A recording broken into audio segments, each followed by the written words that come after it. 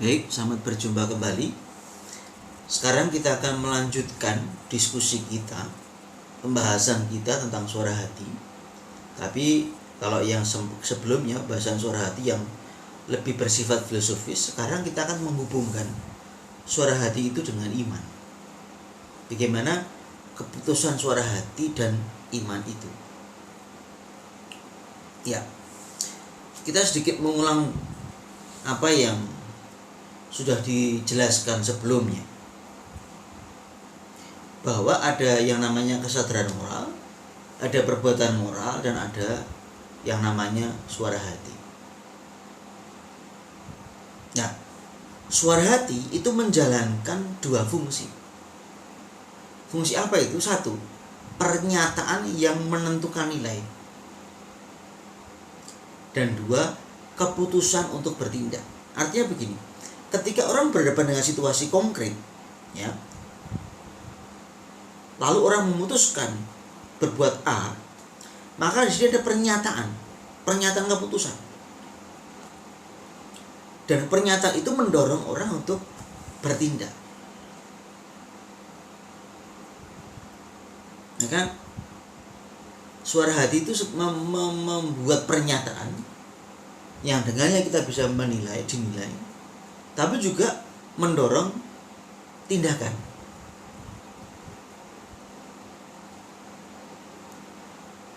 Nah, pernyataan menentukan nilai artinya apa? Keputusan moral itu dipandang sebagai pengamalan nilai-nilai.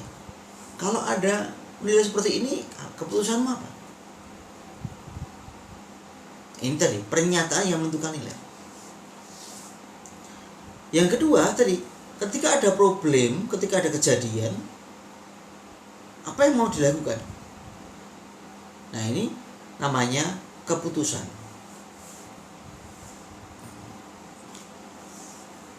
Maka secara sederhana kita bisa mengatakan bahwa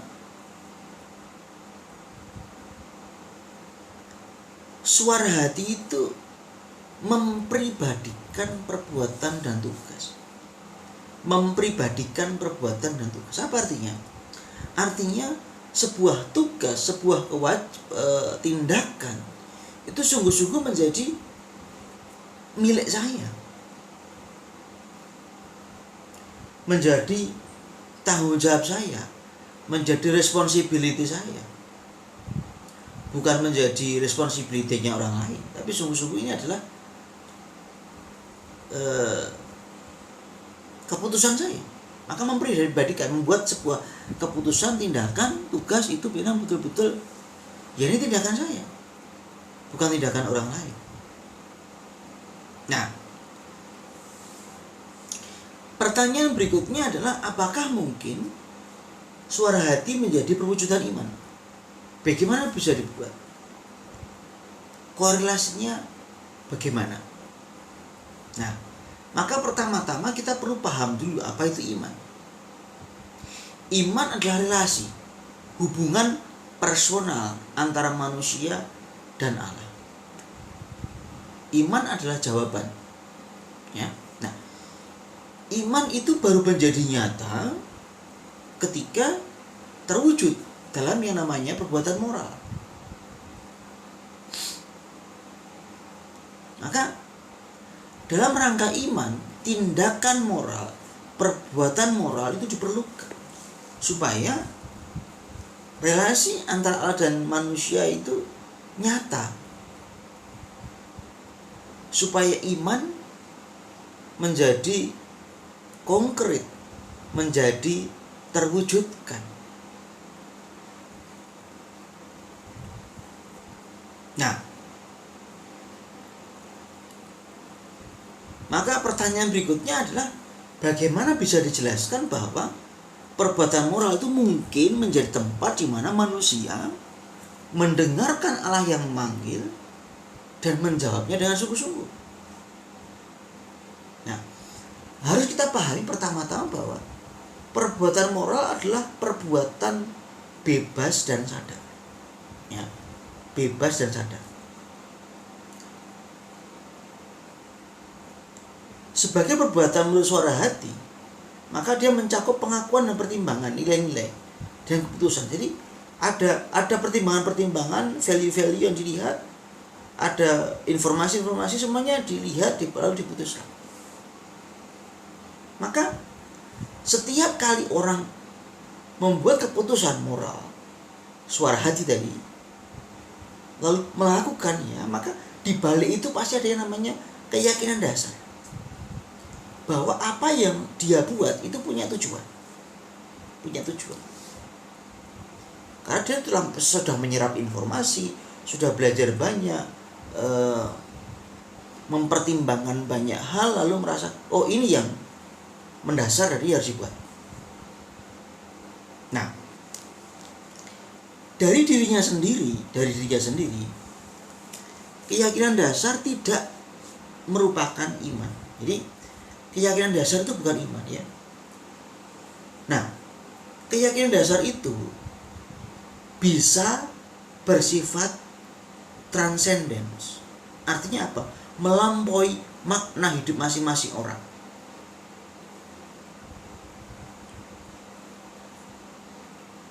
Nah, penghayatan keyakinan dasar yang dalam bisa transenden tadi itu bisa merujuk pada sebuah, atau mungkin bukan sebuah ya, tapi pengalaman religius. Nah, sejauh keyakinan dasar tadi mengarah pada pengalaman religius tertentu, maka keputusan suara hati itu bisa menjadi perwujudan iman. Ya, saya mau bicara secara sederhana, tapi silakan dibaca slide-nya, juga dibaca bukunya. Saya mau bicara secara sederhana. Ketika orang merasa bahwa ketika berhadapan dengan sebuah situasi dan dia merasa bahwa ini Allah manggil saya untuk membantu orang miskin, lalu dia membuat ini karena ini panggilan Allah, saya harus membantu dia. Keyakinan dasar bahwa membantu orang miskin adalah panggilan dari Allah, dan dia merasa berkewajiban untuk menjawabnya dengan membuat perbuatan baik itu. Nah, keputusan ini bisa disebut sebagai perwujudan iman. Maka di sini suara hati bisa menjadi perwujudan iman. Jawaban manusia terhadap Allah. Sebuah film yang sederhana sekali dan menarik adalah film Mother Teresa. Mungkin Anda pernah menonton filmnya, jadi coba cari film Mother Teresa. Bagaimana dia setiap kali melihat orang yang menderita, orang miskin, dia selalu melihat wajah Allah di situ yang meminta tolong kepadanya untuk membantu. Nah, ini. Maka akhirnya dia keluar dari biaranya, lalu hanya mau fokus membantu orang miskin. Inilah yang saya sebut sebagai keputusan suara hati yang menjadi perwujudan iman. Karena ada tadi kepercayaan dasar, dan kepercayaan dasar ini bersifat transenden, yaitu mengarah kepada Allah. Dan transendensinya dalam arti pengalaman religius. Maka suara hati bisa menjadi sebuah perwujudan iman sejauh mengarah pada pengalaman religius manusia yang terarah kepada yang ilahi, yang transenden, yaitu Allah sendiri. Nah, kalau keputusan suara hati itu dalam konteks itu, konteks iman dan jawaban tadi, iman dan moralitas tadi, jawaban ini, maka keputusan suara hati bisa menjadi jawaban atau perwujudan atau penghayatan iman. Karena apa? Karena kita meyakini bahwa di dalam keputusan-keputusan yang transenden tadi, ya roh Allah hadir, menyertai, memampukan manusia untuk menjawab Allah yang menyapa. Maka jadi kepercayaan dasar ini menjadi suatu usaha manusia mencari Allah sampai pada Allah. Maka manusia tidak lagi mencari Allah yang melalui perbuatannya yang bertanggung jawab, tapi dia mencoba menjawab panggilan Allah yang dalam kerahimannya telah menyapa manusia. Mother Teresa merasa disapa oleh Allah yang selalu dia lihat keadaan Allah dalam di wajah orang miskin.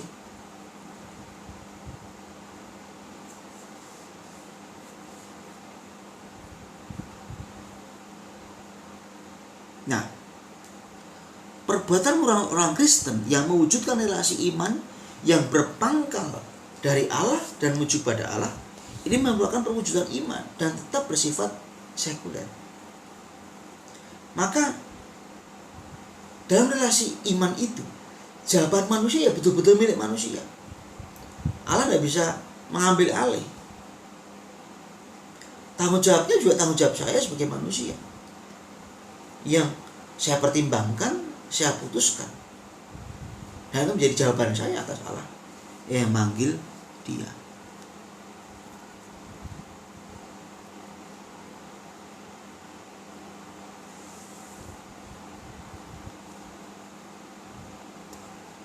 Maka teologi suara hati mengandaikan 3 ciri dasar dari kewajiban moral.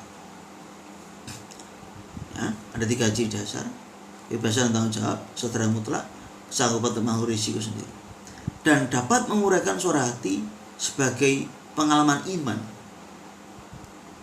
Nah, di sini maka suara hati menjadi sesuatu yang otonom. Otonomi hati nurani manusia menjadi perwujudan otonomi iman. Maka iman itu ya iman personal saya, otonom, tidak bergantung pada orang lain.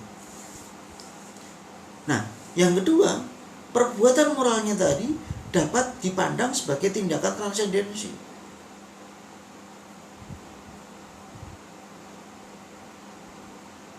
Bahwa transendensi iman itu mungkin terwujud dalam yang namanya transendensi moral. Lalu kemantapan keyakinan tadi sebagai ciri khas perbuatan moral dapat berwujud dalam kemantapan moral tadi. Jadi setiap kali orang bertindak, lalu dia menjadi yakin, oh ini pilihan hidup saya buat. Dan di situ kalau ini bermakna transenden dalam rangka hubungan saya dengan Allah, maka perbuatan saya sungguh mau menjawab Allah yang menyapa saya. Nah, sekarang mari kita lihat bagaimana konsep suara hati dalam perkembangan tradisi Kristiani. Dari Agustinus sampai Freud. Agustinus bapak gereja, Freud itu sudah sahabat modern. Nah, Agustinus mengatakan bahwa suara hati adalah pusat ilahi dalam diri manusia, tempat panggilan dan jawaban manusia terhadap Allah, tempat dialog antara Allah dan kepribadian manusia yang paling mendalam. Waktu saya SMP, pelajaran agama tentang suara hati, dikatakan begini: suara hati adalah tempat terdalam dalam hati manusia, di mana manusia berhadap-hadapan muka dengan Allah. Dialog. Nah ini, jadi konsep yang saya dulu dapatkan tentang suara hati itu berasal dari Agustinus, di mana suara hati menjadi tempat di dalam diri manusia, di mana manusia berhadapan dengan Allah, berdialog. Nah, ada 2 istilah penting, yaitu sintresis dan syneidesis. Sintresis adalah kesadaran dasar akan kewajiban dan akan asas-asas fundamental bagi moral.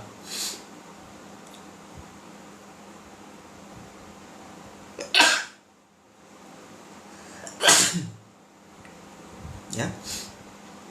Sintresis adalah kesadaran dasar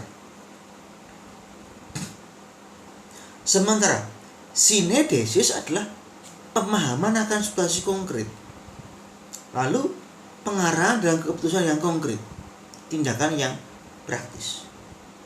Nah, kesadaran keputusan suara hati itu mengikat demi perintah Allah, dan suara hati dipandang sebagai ikatan rohani. Dalam konteks sintesis dan sineidesis ini, maka suara hati itu tepatnya di sineidesis. Pemahaman akan situasi konkret. Lalu apa yang mau dibuat? Karena kalau kita diskusi yang kemarin, suara hati adalah kesadaran manusia berhadapan dengan situasi konkret. Apa yang mau dibuat? Kalau sintesis lebih kesadaran fundamental. Oh ini. Saya ini masih begini, manusia begini. Kalau sintesis lebih, ini konkret ada situasi begini, maka saya mau bagaimana? Thomas Aquinas. Menurut Thomas Aquinas, suara hati menangkap hukum oleh karena taat kepada kehendak Allah. Dan kehendak Allah yang dimaklumkan dalam hukum abadi diungkapkan dalam wahyu. Perjanjian baru diterangkan oleh gereja, ditaruh dalam hati manusia. Jadi suara hati itu hukum Allah, ada dalam kitab suci, perjanjian baru diterangkan oleh gereja magisterium. Nah, maka melalui wahyu dan ajaran gereja, suara hati menjadi semacam perwakilan kewibawaan Allah dalam diri manusia. Jadi suara hati itu adalah suara gereja, wahyu, berwibawa, yang nanti bisa menghukum manusia kalau berbuat salah dan sebagainya. Pada Konsili Trente, moral lebih bercorak otoritatif, kekuasaan. Maka keutamaan pokok suara hati adalah taat pada apa? Pada hukum moral. Maka suara hati berarti ketaatan kepada bimbingan gereja. Ini pasca Konsili Trente. Johannes Calvin mengatakan bahwa suara hati adalah kesadaran akan tuntutan dari yang lain tadi, yang menghukum dan mengganjari. Maka dalam suara hatinya manusia ada sadar akan Allah yang memberi dan penjamin hukum abadi. Lihat ya, sampai di sini kita bisa melihat bahwa konsep suara hati lebih ditekankan pada dimensi ketaatan, dimensi pewahyuan, dimensi gereja yang memberikan aturan. Maka orang diajak untuk taat pada aturan wahyu itu. Nah, Sigmund Freud membongkar ini semua. Sigmund Freud mengatakan bahwa hukum dalam hati manusia adalah hasil internalisasi. Apa itu? Superego. Superego ini tidak disadari, tetapi sebetulnya ini adalah pembatinan dari aturan-aturan, kontrol-kontrol, otoritas yang diberikan, dididikkan oleh orang tua, oleh masyarakat, oleh otoritas gereja, oleh guru.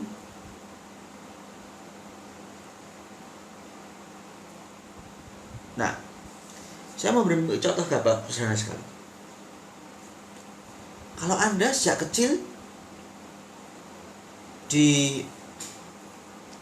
selalu dimarahi, diingatkan, kalau mencuri lalu dimarahi, ngambil barang punya saudara dimarahi, mengambil barang tetangga Anda dimarahi. Nah, ini nanti membatin menjadi superego, yang kalau Anda mengambil barang orang lain, Anda akan merasa ketakutan. Karena apa? Ini dibatinkan terus menerus. Inilah superego. Jadi seringkali pembatinan itu begitu kuat dan membuat kita merasa tadi, kalau akhirnya ketika sudah agak gede, ketika mau mencuri deg-degan, merasa gelisah, Nanti kalau saya ketahuan bagaimana? Kalau dihukum bagaimana? Nah, superego adalah pembatikan nilai-nilai dari masyarakat, dari otoritas yang ada dalam kehidupan kita. Maka Sigmund Freud membongkar konsep suara hati yang sebelumnya, bahwa ternyata suara hati yang dipikirkan oleh orang-orang terdahulu adalah sebetulnya superego.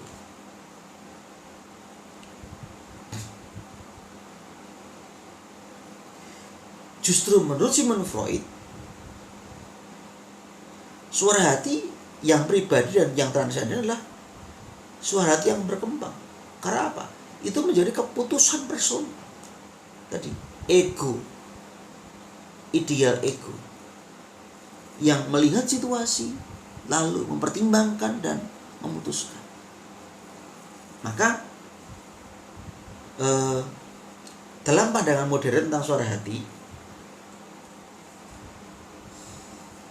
hati dipandang sebagai kebebasan, di mana orang memilih dan mau bertanggung jawab atas tindakannya itu. Maka konsep filosofis selaras dengan Sigmund Freud. Nah, berikutnya pada Konsili Vatikan kedua, di sini mulai konsep Sigmund Freud ini berdampak. Mari kita lihat dalam Principium Humani dikatakan bahwa soal kebebasan agama. Jadi manusia punya hak, punya martabat. Maka manusia boleh bertindak berdasarkan pandangan sendiri, pengertian sendiri, atas kesadarannya sendiri akan tugas kewajibannya. Tidak lagi didorong oleh paksaan atau anjuran yang seringkali dibawa dari luar. Ini soal kebebasan. Ini suara hati. Putuskan, bertindak. Gaudium et Spes 16 mengatakan, jangan saya manusia seluruhnya tergantung pada masyarakat, ditindas oleh hukum-hukumnya, dan dimanfaatkan demi kepentingan dunia dan ekonomi. Jadi lihat ya, di sini orang diberi ruang untuk kebebasan. Suara hati adalah tempat transendensi manusia, di mana manusia menjawab Allah yang menyapa hidupnya dengan bebas, dengan otonom.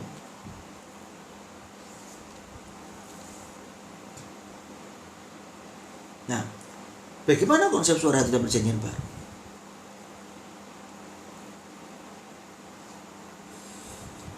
Dalam Perjanjian Lama dan Perjanjian Baru tidak ada konsep baku tentang suara hati. Paulus memakai istilah synedesis, tetapi juga tidak bisa dianggap baku. Tapi kalau kita ngomong Paulus, ada beberapa hal yang beberapa teks yang bisa diacu untuk bicara soal suara hati. Misalkan 1 Petrus 2, suara hati tidak sama dengan iman, namun juga tidak berarti kesadaran moral semata-mata. Synedesis theo, kesadaran akan Allah. Suara hati sebagai kesadaran imani akan Allah dan kesadaran moral. Maka dikaitkan, dipersoalkan kaitan antara pistis, iman, pengetahuan akan Allah, dosis, lalu suara hati, synedesis. Roma misalkan, suara hati adalah kesetiaan orang Kristen terhadap situasi hari-hari untuk tidak menarikkan diri ke dalam alam impian.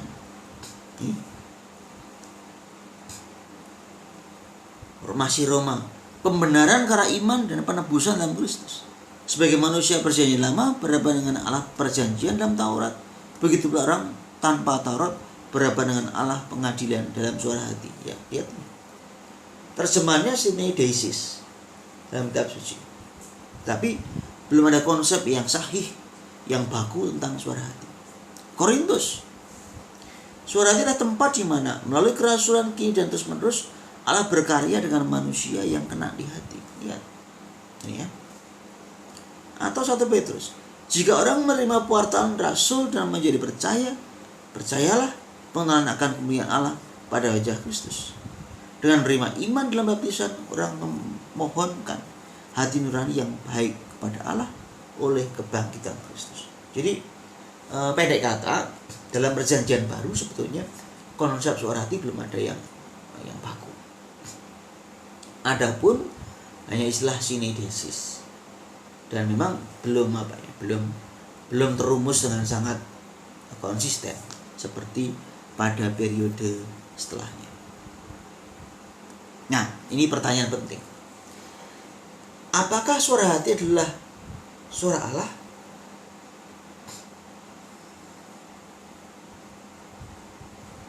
Apakah bisa dikatakan begitu? Nah, permasalahan ini penting karena begini, ada orang yang mengatakan bahwa suara hati adalah suara Allah, ada yang mengatakan tidak. Tapi kita harus ingat ini pembedaan dasarnya. Suara hati adalah keputusan moral, kesadaran. Ya, kesadaran moral manusia berhadapan dengan sebuah situasi konkret. Jadi ini memang ada pada akal budinya yang merumuskan sesuatu lalu mendorong untuk bertindak, berkehendak. Sementara suara Allah itu adalah seruan dari Allah yang tidak pernah salah. Sementara suara hati itu bisa salah. Karena apa? Karena kurang informasi. Nah, mari kita lihat beberapa argumen yang bicara soal suara hati dan suara Allah tadi. Ada model tidak langsung. Dia mengatakan bahwa ya, suara hati dipandang sebagai suara Allah sejauh suara hati menyuarakan rasionalitas manusia. Rasionalitas ini adalah ciri khas bagi manusia sebagai citra Allah. Jadi kalau ini mau mengatakan bahwa ya suara Allah karena manusia adalah ciptaan Allah, citra Allah kan begitu. Tapi tidak langsung. Ada yang mengatakan suara hati sebagai tempat di mana Allah menyampaikan kehendaknya kepada manusia, sehingga dalam suara dan hati manusia kehendak Allah menjadi nyata. Ini konsep superego tadi. Mistik. Semakin manusia mengenal dan menguasai diri, semakin ia mesti berjumpa dengan Allah. Karena hanya Allah yang kenal dengan diri manusia. Perjumpaan ini adalah peristiwa rahmat. Manusia makin menemukan diri jika Allah makin menyatakan diri kepada manusia. Ini konsep mistik.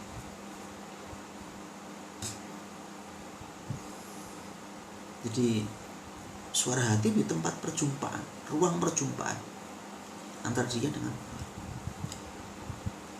Kalau pandangan jarak keselamatan mengatakan ya, dalam iman suara hati adalah keterbukaan terhadap Allah. Dalam situasi keselamatan sekarang ini, keputusan suara hati bagaikan turut bersaksi dalam pengasihan Allah melalui Kristus. Suara hati adalah sikap dasar untuk hidup sehari-hari, baik itu lemah ataupun kuat. Dan iman dipelihara dalam suara hati yang murni, bukan hanya untuk diri sendiri, melainkan dengan memperhatikan iman saudara-saudara, khususnya yang lemah. Nah,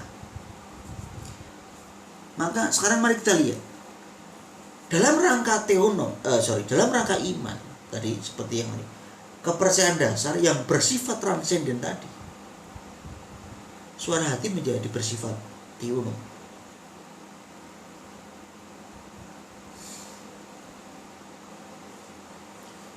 Tetapi teonomi ini tidak membatalkan otonomi manusia, karena tadi kita pahami bahwa ini jawaban. Teonom digerakkan oleh Allah sendiri, tetapi juga bebas. Maka suara hati, keputusannya ini bisa adalah perwujudan iman. Karena apa? Dalam suara hati orang beriman mencari kehendak Allah. Dalam suara hati orang menentukan hidupnya sendiri di hadapan Allah. Dalam konteks ini, maka suara hati menjadi apa? Perwujudan iman. Tapi tidak serta-merta adalah bisa disebut sebagai suara Allah. Karena suara hati itu bisa salah, sementara suara Allah tidak mungkin salah. Maka mengatakan bahwa suara hati adalah suara Allah, ini menjadi sesuatu yang fake, ambigu, dan tidak bisa dipertanggungjawabkan. Tapi bahwa suara hati, keputusan suara hati itu sungguh-sungguh otonom dan sungguh bisa menjadi perwujudan iman.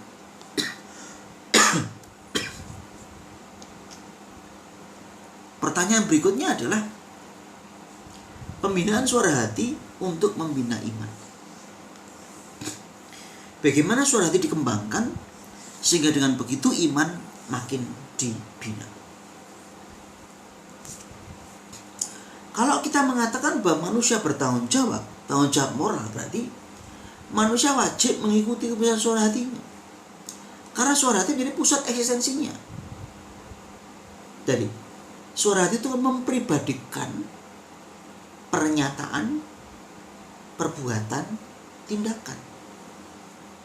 Maka suara hati menjadi pangkal otonomi manusia,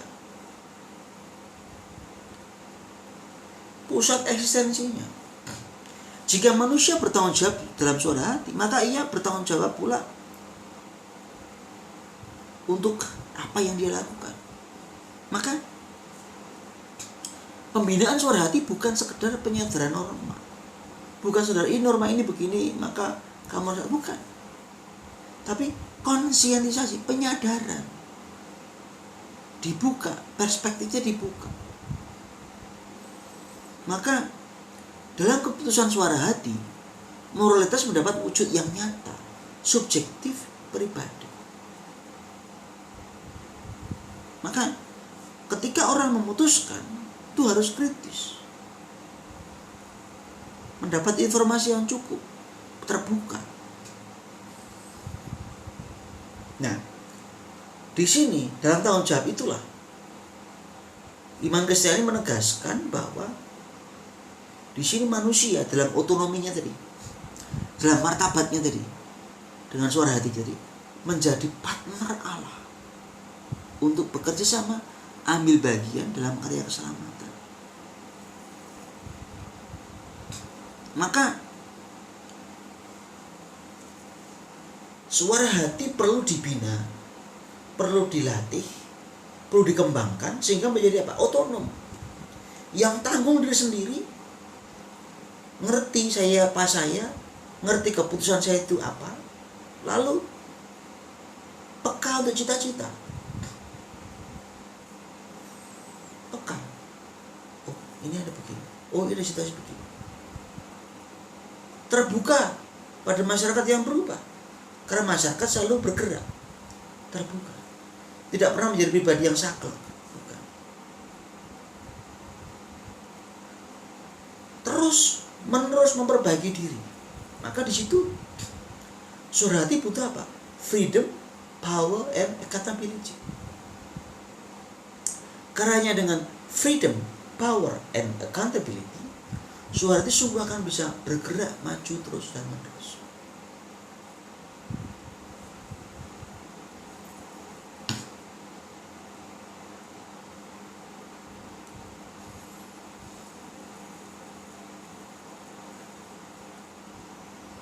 Freedom.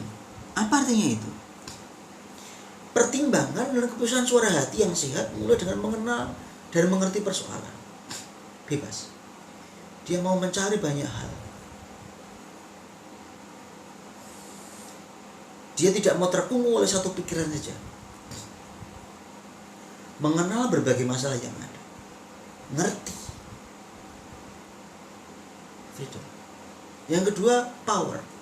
Punya komitmen, punya daya, ketabahan, kekuatan untuk melaksanakan. Karena seringkali ketika kita mau mengikuti suara hati, ada banyak tantangan, ada banyak kesulitan. Maka butuh yang namanya power, daya tahan.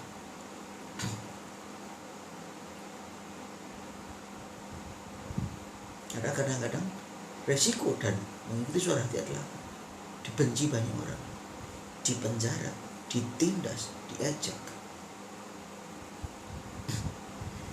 Dan yang ketiga, accountability, bertanggung jawab.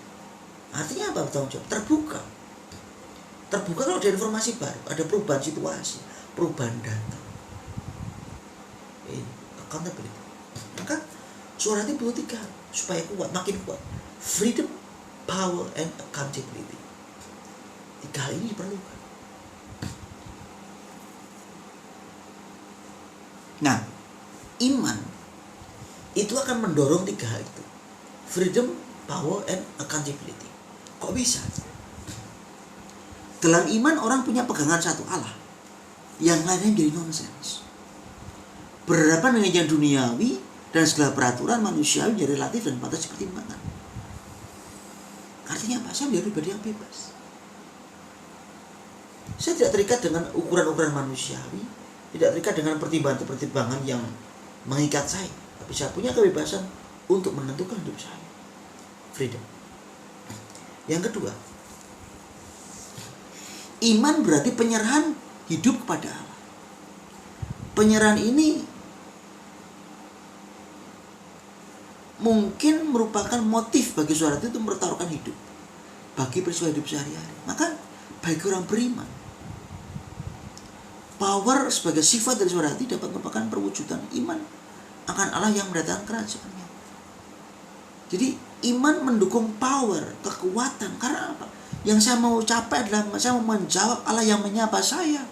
Dan ini perjuangan hidup saya. Maka Mother Teresa berani meninggalkan biaranya di mana dia bisa hidup dengan nyaman. Hidup dengan tidak menentu, membantu orang miskin. Dia punya power. Karena iman.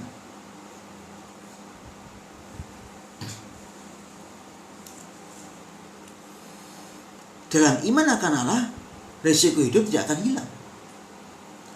Namun keberanian untuk memikul risiko mendapat titik referensi dalam harapan pasti akan Allah. Dan sebaliknya, harapan akan Allah mendapat wujud dalam kesanggupan untuk memikul risiko keputusan sehari-hari.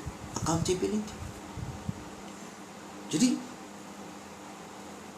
jangan berpikir bahwa kalau saya beriman pada Allah, saya rajin berdoa kepada Allah, maka semua masalah akan hilang. No. Justru di situ, ketika saya makin beriman kepada Allah, saya menjadi pribadi yang siap tanggung risiko. Ini keputusan saya, dan saya siap menanggung risiko atas tindakan saya ini. Di situ, iman mendorong manusia menjadi pribadi yang bertanggung jawab, siap menanggung risiko.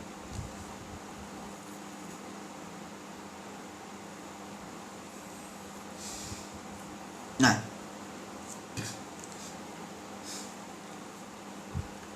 mengenai kebebasan suara hati sebagai keutamaan.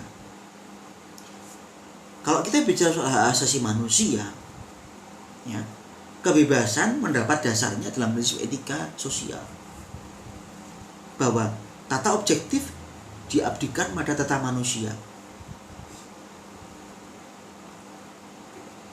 Orang boleh taat pada otoritas jika otoritas itu dipahami, diyakini, diakui dalam keputusan suara hatinya. Maka ditentanglah yang namanya egoisme moral dengan semangat hukum. Jadi orang harus ini, harus ini, harus ini. Kalau tidak maka dihukum. Nah, maka egoisme moral dihentikan. Karena tidak akan membuat orang menjadi bebas. Tidak akan membuat orang menjadi pribadi yang memiliki keutamaan moral. Nah, problemnya kita mengalami bahwa di dalam hidup kita ada banyak problem, ada banyak perubahan-perubahan, ada banyak ketidakpastian, ada banyak kesulitan-kesulitan yang kita hadapi.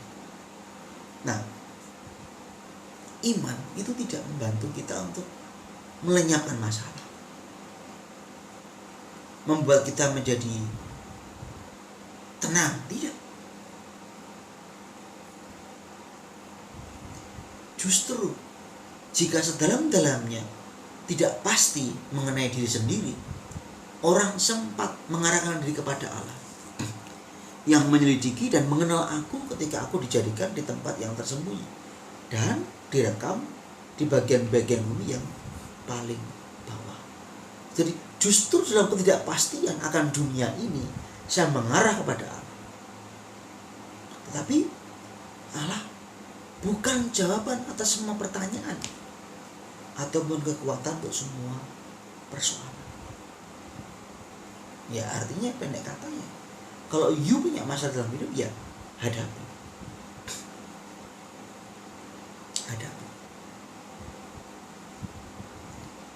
Allah akan mengerti permasalahan-permasalahan itu.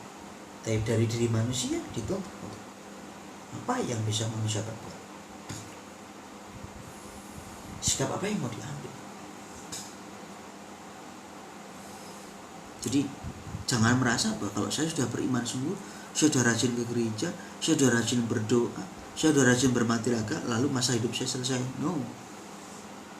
Tapi Tuhan memberi daya, memampukan kita untuk menghadapi masalah-masalah yang ada hari demi hari. Maka perlu yang namanya pendewasaan moral. Maksudnya apa? Supaya kita bisa dewasa secara moral, maka suara hati perlu berkembang. Nah, ini hanya akan terjadi kalau apa? Orang sanggup mengakui suara hatinya. Lalu apa? Dibimbing oleh keputusannya itu. Jangan mau ikut-ikutan orang lain. Kalau ada demo, mahasiswa demo, ikut-ikutan. Kenapa ikut? Ya itu demo. Bukan begitu.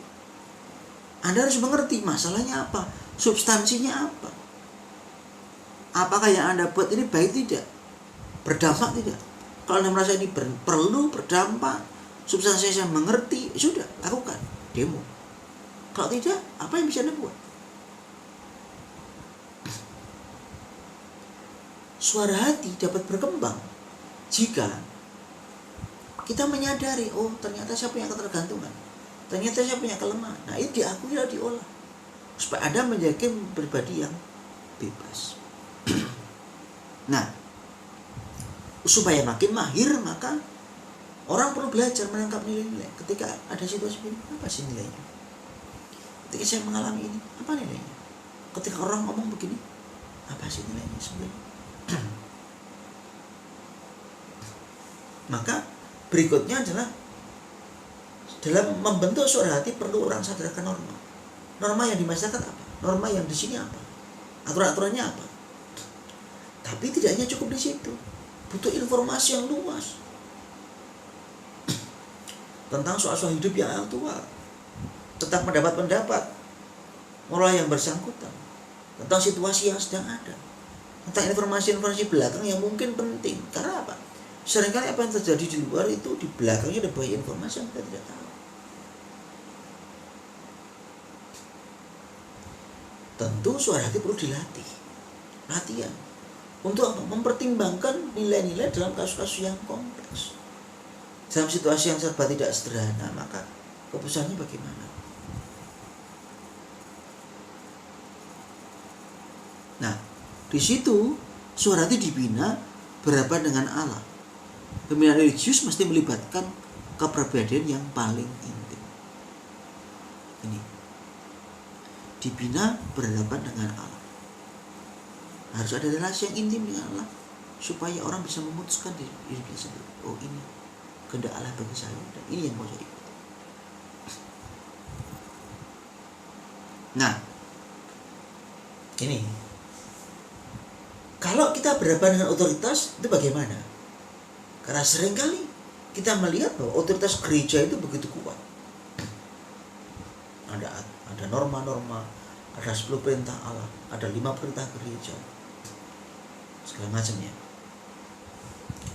Nah, terkait dengan suara hati, kita harus melihat bahwa otoritas gereja kalau membuat pengarahan itu hanyalah satu pengarahan di antara banyak pengarahan yang lain.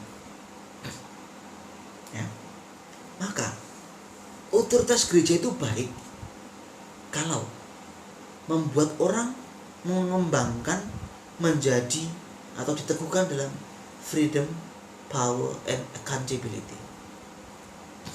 Sehingga dengan begitu setiap orang Katolik mampu melaksanakan fungsi suara hatinya sendiri. Ini penting. Kalau nanti Anda jadi pemimpin yang baik itu yang bagaimana? Yang meneguhkan freedom, power, and accountability. Bukan otoritas yang mengatur ini tidak boleh, ini boleh. Bukan. Tapi otoritas yang membuat orang menjadi bebas, berdaya, dan bertanggung jawab. Nah, ini tugas berat pembinaan. Karena Anda nanti menjadi katekis, menjadi guru. Jangan mendidik orang menjadi orang-orang yang munafik, yang ABS, yang merasa ketakutan terhadap otoritas. Bukan itu yang kita ingin. Justru otoritas harusnya membuat orang menjadi bebas, berdaya, dan bertanggung jawab.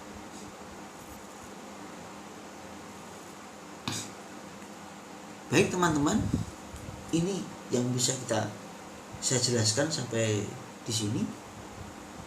Tentu kita berharap bahwa Anda semua, kita semua menjadi pribadi yang bebas dan memutuskan, setiap kali memutuskan. Karena Anda bukan kerbau, Anda bukan burung beo yang hanya ikut-ikut orang-orang tidak. Tapi kita adalah manusia yang bebas. Dengan suara hati saya diajak untuk memutuskan, mempribadikan keputusan, tindakan, perbuatan saya. Dan suara hati menjadi pangkal otonomi saya, di mana saya harus taat, harus ikut. Karena apa? Dasarnya adalah akal budi saya. Karena suara hati adalah kesadaran moral saya yang saya putuskan. Tentu untuk mencapai itu kita perlu belajar banyak, mendapat informasi yang banyak supaya keputusan-keputusan kita menjadi keputusan-keputusan yang bisa dipertanggungjawabkan. Terima kasih. Semoga Anda semua makin juga kuat, makin punya freedom, power, and accountability. Dengan begitu Anda menjadi pribadi yang otonom. Anda menjadi pribadi yang punya suara hati yang otonom. Terima kasih. Selamat belajar.